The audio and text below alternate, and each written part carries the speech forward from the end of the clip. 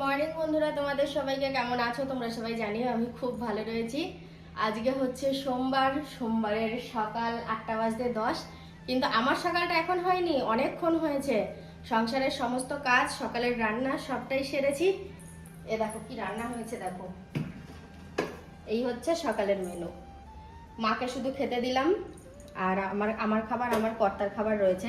কালকে মাত্র 2 পিস মাছ কেনা হয়েছিল, সেখান থেকে আবার একটা রাখা আছে, ওটা তোমাকে আজকে গরম করে দেবো, সকালে ভাতের সাথে খেয়ে নিবা। আর আমি ডিম সিদ্ধ আলু সিদ্ধ দিয়ে খাবো। এ দেখো, এটার আজকে গতি করতে হবে, কিচ্ছু করার নেই, কালকে নিয়ে এসছে। আবার এর আগে একদিন তালের বড়া করেছিলাম, তালের বড়াটা মোটামুটি হয়েছিল, তালটা বেশি হয়ে গেছিল। আর আজকে বানাবো, আজকে চেষ্টা করব ভালো করে বানানোর, আশা করি হবেও। কারণ সেদিনকার গলতিটা বুঝতে পেরেছি তো, যে কি বেশি হয়ে গেছিল। এত বড় তাল তো আমার লাগবে না, এখান থেকে অল্প একটু ঘষে নেব, যতটা পরিমাণে বড়া করব। দেখো, বড়া খাওয়ার লোক কম এখন, কিরকম বলছি, রাজু ছুঁয়ে দেখে না। আচ্ছা, তারপরে আমার কর্তা না খাওয়ার মতো, আমার মন রক্ষা করতে 2-1টা খায়, আমি খাই মোটামুটি। আর ওই ঘরে ওরা খাওয়ার মতো 4 জন, ঠিক আছে, তাও বাপি খেতে চায় না। আমি কিন্তু রাত্রিবেলা মাছটা এই কারণেই রেখেছিলাম যে তুমি খাবা, কিন্তু যখন আমার খাওয়া শেষ হয়ে গেল তখন তুমি বললে একাদশী জিনিস আমি খাবো না। আমি খুব পস্তাচ্ছিলাম। তুমি পাগল, ঠিক এরকম করো না। এই কালকের জিনিস আমি আজকে খাবোও না, এটা তোমাকেই খেতে হবে, গরম করে দিলাম। সে তো আমি জানতে পারলাম তখন। এই যে আমাদের দুজনের খাবার বানলাম, আর এখন ঘড়িতে বাজে 8:25। ভাবছি একটু বাজারের দিকে যাব। কর্তার সাথে বাজারে এসেছি আজকে। ও আর একা আসেনি, আমিও আসলাম। আর আমার ননদ মাছ কিনতে দিয়েছিল, ও বলেছিল কাতলা মাছ নিতে, তো ওর জন্য মাছ নিয়েছি। আর আমাদের জন্য মাছের মাথা নিয়েছি, আর কিছুটা মাছের ডিম। আর দেখো এখানে টাটকা টাটকা একবারে চালতা রয়েছে। চালতের ডাল খেয়ে এসেছি জানো মায়ের কাছ থেকে। চালতে তারপরে আরও অন্যান্য কিছু সবজি দিয়ে ডাল বানিয়েছিল।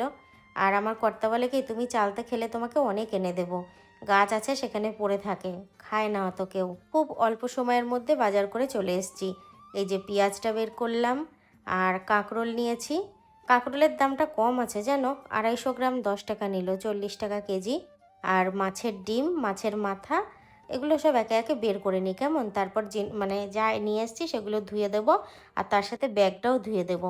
আজকে একদম সকালের খাবার দাবার সব হয়ে গেছে তো, 9টা বাজার আগে আগে। ওই জন্য এখন মনে হচ্ছে কি কত বেলা হয়েছে, এখন কিন্তু অতটা বেলাও হয়নি জানো তো। এই সবে ঘড়িতে হয়তো 10টা ছাড়িয়েছে, পুরোপুরি 10:30টাও বাজেনি। ভাজতে গিয়ে ফোটার খুব ভয়, ছিটকানোর। ঢাকা দিয়ে দিলাম, এবার যত ফুটবি ফোট। আর এখন না আলু নেই, আমি তো বাজারে গিয়েছিলাম, আলু ওখান থেকে কিনতেই পারতাম, কিন্তু কিনিনি, মিষ্টি হয়। আমি যার কাছ থেকে বেশিরভাগ সময় সবজি নিই, ওর কাছ থেকে আলু কিনলে মিষ্টি হয় না। তা আলু দিয়ে আজকে মাছের মাথার তরকারি করব। আর হাতে যেহেতু সময় আছে, বসে থাকবো কেন, আমি তালটা একটু ঘষে ফেলি ততক্ষণ। আজকে একজনের মনে খুব কষ্ট হচ্ছে জানো, অনুমান করো কার মনে? আমি আবার এগুলো খুব ভালো বুঝতে পারি, খুব বুঝতে পারি, আমার বোঝার ক্ষমতাটা অনেক বেশি আছে।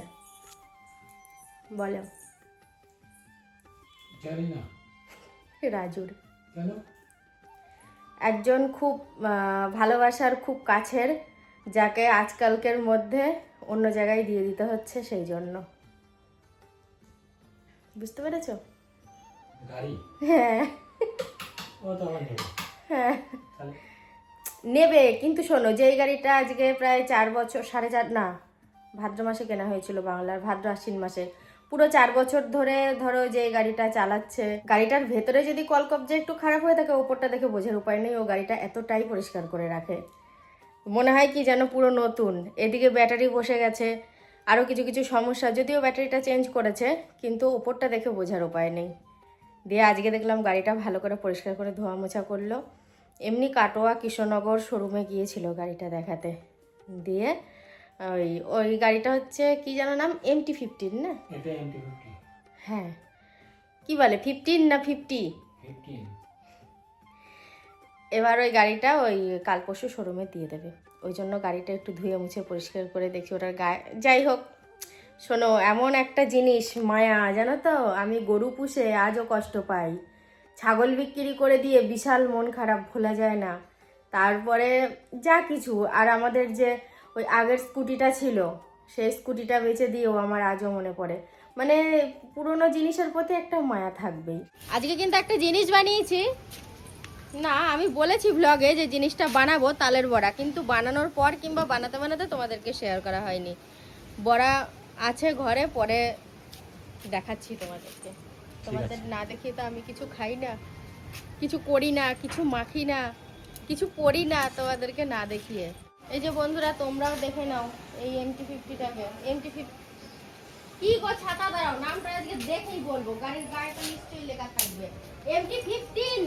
আর 50-50 করছি, 4 বছর ধরে গাড়িটা রয়েছে, 50 না 15 সেটাই আমি জানতে পারলাম না। তোমাকে কি বললাম MT-50? তুমি 50 বলেছো না 15 বলেছো, আমার মাথায় 15 ঢোকেনি। বলেছি। এই যে বন্ধুরা MT-15 আজকে কিংবা কালকে চলে যাবে শোরুমে, ঠিক আছে? তোমরা একটু দেখে নাও, কারণ আমার ব্লগে তো তোমরা দেখেছো, এটাও আর দেখতে পাবে না। বাইরে বৃষ্টি পড়ছে, সেই জন্য ঘরে চলে আসলাম, নাহলে ইচ্ছে ছিল আমি ঘরে এখন শুতাম না, বাইরেই থাকতাম। আর তুমি ওই হাঁড়িটা নিয়ে আসো তো জানালার পিছনে।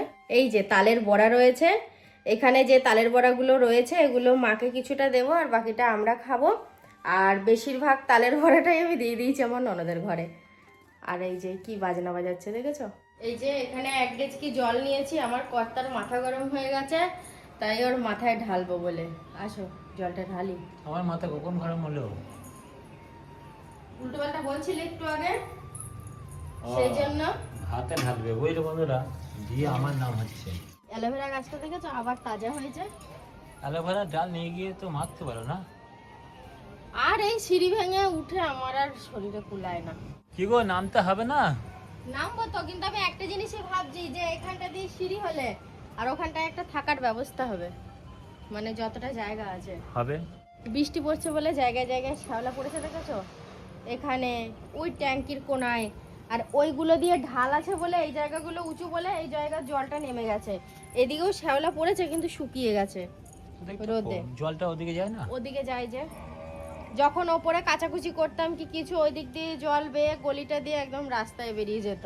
বারবার বললাম যে আমি সিঁড়ি দিয়ে উঠতে নামতে পারবো না, কাঁধে করে নামিয়ে দিয়েছি। হ্যাঁ, কাঁধে করে নামিয়ে দিলাম। আমি কাঁধটা টিপে দিয়ে দাও না, তোটা আমি দেখতে হয়তো হার কাট, কিন্তু পার আছে। তা ঠিক।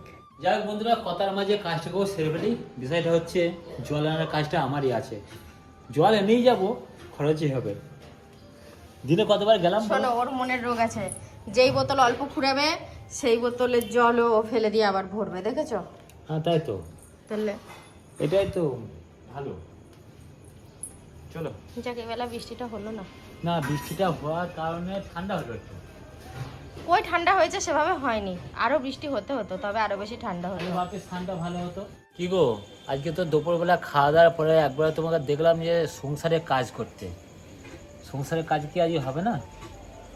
বিকালবেলার কিছু কাজ আমি করিনি, ঘর বারান্দা ঝাঁট দিইনি, যেগুলো যা করি। তো ওই এখানে বসে ওখানে বসে একবার ছাদে গিয়ে এইভাবেই বিকালটা কেটে যাচ্ছে, তবে এবার সংসারের কাজ করব। সন্ধে হয়ে আসছে কিন্তু এখনো পর্যন্ত দেখলাম না যে সংসারের কাজ একটু করতে। তোমার খুব অসুবিধা হচ্ছে আমি সংসারের কাজ করছি না বলে?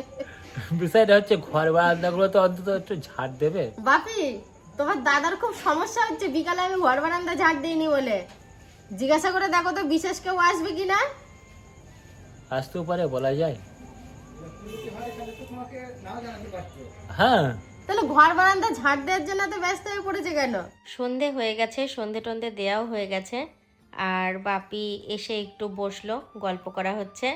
সত্যি কথা বলতে কি বলো তো, মানে কেউ যদি পাশে বসে হাজারো কাজ থাকলেও মানে তাকে থুয়ে উঠতে কেমন একটা লাগে। এখন কিন্তু আমি চা করতে যাব, বাপি এসে এইসবে বসলো, উঠতেও পাচ্ছি না।